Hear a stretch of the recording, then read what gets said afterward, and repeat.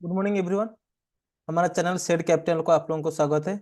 Last year में अगर आप लोगों में से कोई हमारे चैनल को सब्सक्राइब नहीं किया होगा तो इस ईयर नया साल में चैनल को सब्सक्राइब कर दीजिएगा, ठीक है। तो आज का जो टॉपिक ऑफ डिस्कशन रहेगा डिमांड और सप्लाई जोन के ऊपर रहेगा कि डिमांड और सप्लाई जोन होता है क्या है स्टॉक मार्केट में अगर हम लोग ट्रेड करते हैं। तो एक तो हम लोग पहले से जानते थे कि सपोर्ट और रेजिस्टेंस क्या होता है टेक्निकल चार्ट में। उसके बाद अभी जाना है कि डिमांड और सप्लाई जोन होता क्या है। आप लोग ये समझ लीजिए कि सपोर्ट और रेजिस्टेंस अगर छोटा भाई होते हैं तो डिमांड और सप्लाई जोन बड़ा भाई होते हैं। मतलब सपोर्ट और रेजिस्टेंस में आप और हम जैसे रिटेल इन्वेस्टर या फिर रिटेल ट्रेडर लोग ट्रेड करते हैं। लेकिन डिमांड और सप्लाई जोन को लेके जो जो बड़े बड़े फंड्स हाउस हो गया, आई मीन टू से कि म्यूचुअल फंड हाउस हो गया, इंश्योरेंस कंपनीज हो गया, बैंकिंग कंपनीज हो गया, या फिर और कोई बड़ा बड़ा बिग प्लेयर फाइनेंशियल इंस्टीट्यूशंस हो गया, वो लोग डिमांड और सप्लाई जोन के हिसाब से ट्रेड करता है। बेसिक सा सिंपल है कि अगर कोई चीज़ का डिमांड बढ़ता है तो उसका रेट भी बढ़ेगा, और कोई चीज़ का डिमांड कम होगा तो उसका रेट भी कम होगा। उसी हिसाब से सप्लाई जोन में भी वाइस वर्सा, ठीक है। तो हम लोग पहले थ्योरेटिकल चेक चेक चेक कर लेंगे, उसके बाद हम लोग टेक्निकल चार्ट को जाएंगे डिमांड और सप्लाई जोन वहाँ वहाँ से होता क्या है, ठीक है। तो कभी भी अगर मार्केट में हम लोग ट्रेड करते हैं या फिर इन्वेस्टमेंट करते हैं, दो पार्टी हमेशा रहेगा, उनके बिना ट्रेड हो ही नहीं सकता, बायर्स या फिर सेलर्स। सिंपल सा लॉजिक है कि बायर्स और सेलर्स के बीच फाइट होता है। अगर बायर्स लोग ज़्यादा हावी होते हैं वो लोग जीते at the end of the day, तो स्टॉक ऊपर जाता है। अगर सेलर्स लोग हावी होते हैं तो स्टॉक नीचे आता है। सपोज एक पर्टिकुलर प्राइस पॉइंट आपका हो गया, एक पर्टिकुलर प्राइस पॉइंट से बार बार स्टॉक नीचे आ रहा है और वहां से रिवर्स हो रहा है, बार बार वहां से एक डिमांड क्रिएट हो रहा है कि बायर्स लोग वहां पे हावी हो रहे हैं, जिसको हम लोग सपोर्ट जोन बोलते हैं। सपोर्ट है जहां से प्राइस बार बार रिवर्स हो रहा है, वहां से एक पर्टिकुलर स्टॉक का डिमांड क्रिएट होता है, वहां से बायर्स लोग हावी होते हैं, एक सपोर्ट क्रिएट करता है, उसको बोलते हैं डिमांड जोन। और उसका वाइस वर्सा आपका हो गया सप्लाई जोन।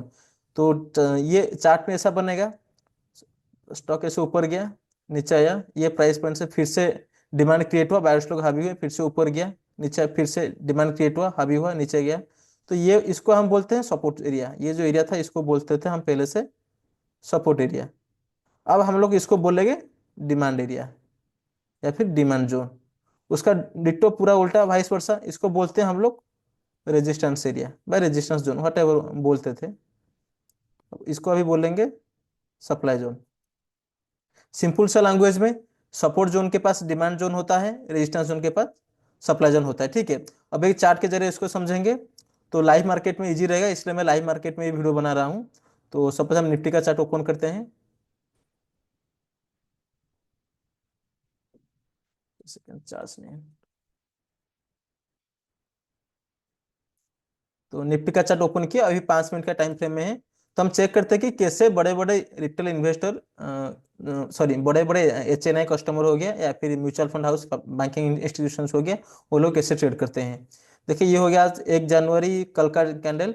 तो चेक करते हैं यहाँ से कहाँ से डिमांड और सप्लाई जोन बनाए। देखिए ये प्राइस पॉइंट देखिए आप लोग, स्टॉक नीचे आया, इसको मैं ब्लैक कलर कर देता हूँ। यहाँ से एक रिवर्स लिया, ऊपर गया, फिर से नीचे आया, ये वाला प्राइस पॉइंट से डिमांड क्रिएट हुआ, ये वाला प्राइस पॉइंट से भी डिमांड क्रिएट हुआ, यहाँ से स्टॉक ऊपर गया। देख पा रहे हैं ना कैसे आया। तो यहाँ से क्या करते हैं, बड़े बड़े इंस्टीट्यूशन यहाँ से बाइंग करते हैं और यहाँ से भी बाइंग करते हैं। तो इसको हम लोग ऐसे ही बोल सकते हैं, ये आपका हो गया सपोर्ट एरिया, कि नया सपोर्ट जोन क्रिएट कर लिया, ठीक है।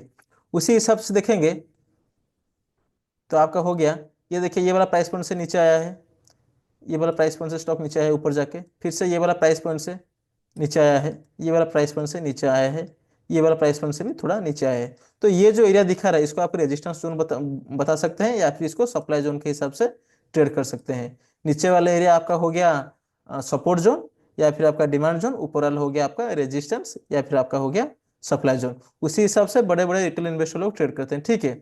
तो वीडियो कैसा लगा तो कमेंट सेक्शन में हम लोग को बताना, और चैनल को सब्सक्राइब भी कर देना। और सपोर्ट और रेजिस्टेंस क्या होता है उसके ऊपर हम लोग का अलग सा वीडियो बनाए थे, वो मैं वीडियो के लास्ट को डिस्क्रिप्शन में लिंक में ऐड कर दूंगा वीडियो को लिंक, ठीक है। तो आज के लिए इतना ही, थैंक यू।